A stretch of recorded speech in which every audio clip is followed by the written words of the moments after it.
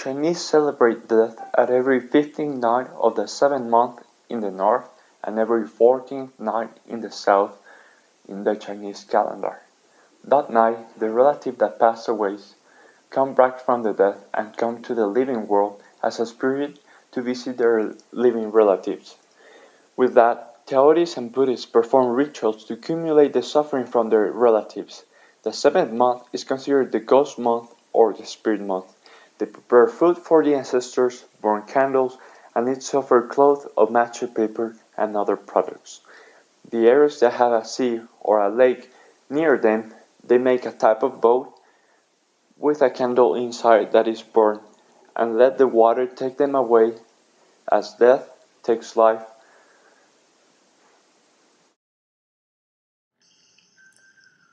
This tradition is known as the ship burial. The deceased was laid on a boat or a stone ship and given great offerings in accordance with his earthly status and profession, sometimes including sacrifices such as slaves, and then the boat was set on fire.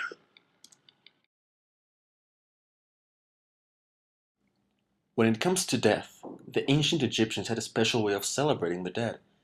To set an example, the pyramids are one of the world's biggest tombstones. They had burial customs to guide the now death into the afterlife. These customs were to mummify the body, cast magic spells to protect the person, and a donation with instruments and goods that the deceased person would need in their journey. After the preparations were made, the real ceremony would begin. A priest would reanimate the body.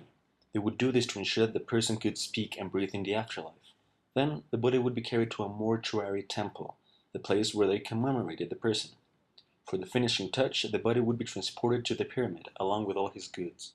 The reason behind all the celebrations was because in Egypt they believed that a person could still hold a grudge against another person, even in the afterlife.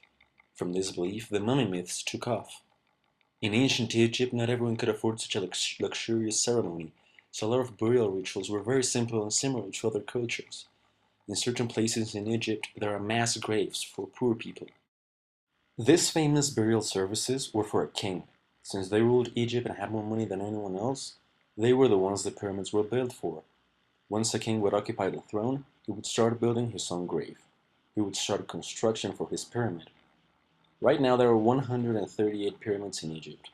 The most known ones are the ones in Giza. In Giza there are three main pyramids for three kings: Khufu, Khafre, and Menkaure. Khufu's being the Great Pyramid of Giza. The Open Festival is a way of celebrating death in Japan, and it is held every year in the month of August. It is a Buddhist tradition in which the dead ones come back to see their relatives. Its other name is the Festival of Lanterns. That's because paper lanterns are placed in front of old houses so that the spirits can find their way home. Food is prepared for them and placed in temples, or maybe they can do it at home too. And at the end of the day, what they do is place all the lanterns, all the colorful lanterns in a river and send them away so that the spirits go back to where they live now. It's a beautiful tradition.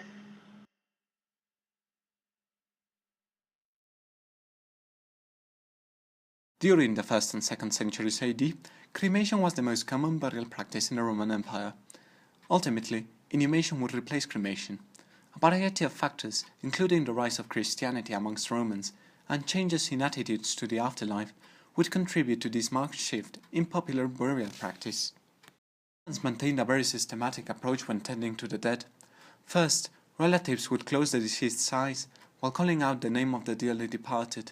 The body was then washed, and a coin was put in its mouth. The coin was payment to Charon, who ferried the dead across the rivers of the underworld. Social status was an important factor in the Roman funeral. The dead were put on display. The length of this ancient wake depended upon the departed's present social standing. Upper-class individuals, such as the nobility, were often put on display for as long as a week, offering many opportunities for many mourners to pay their final respects. Lower-class members of society, on the other hand, were often cremated after only one day. After the display, a funerary procession followed.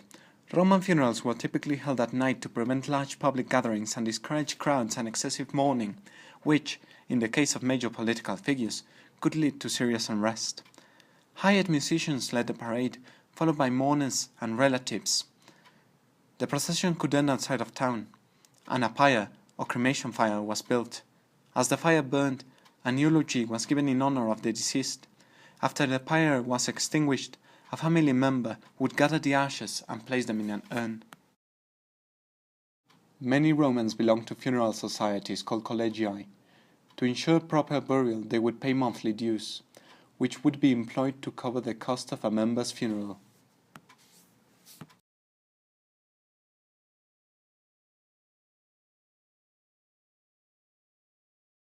Among the Igbo people of southeastern Nigeria, death is traditionally a highly ritualized event filled with deep mourning. The traditional burial rites involve not one, but two funerals, whose main intention is to safely escort the deceased from the realm of the living to the spirit world.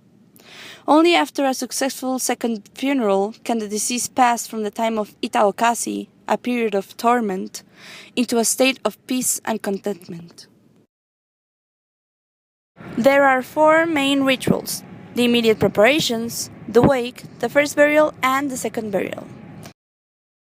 Immediate preparations. When a person dies, the corpse is immediately stretched out on plantain leaves, sponged out thoroughly, and rubbed with camel dye to mark it as sacred. After the cleaning, the body is laid out in the living room, lying down with the feet facing the entryway. So if the deceased is a woman, she is often seated upright. Women are also carried in a stretcher back to their ancestral village for burial. First burial. After the wake takes place, the body is immediately buried in a grave dug in the living room.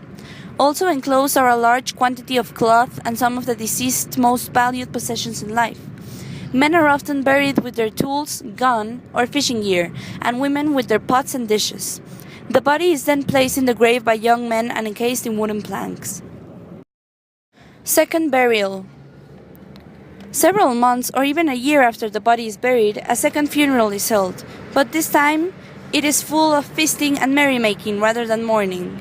Visitors dress in their best attire and sing and dance to alert the community of the event that is about to be held. After the second funeral, the deceased is said to have been sent off to take up a new place in the land of the dead. The wake. Once the body has been prepared for its passage from the living world into the spirit world, a wake is held. The eldest son of the bereaved family welcomes the community into the home with cola nuts and palm wine. Prayers and liberations are spoken to beckon ancestral spirits into the home to escort the spirit of the deceased. The wake lasts the whole night until gunshots are fired early the next morning to alert the surrounding village of the death that has occurred.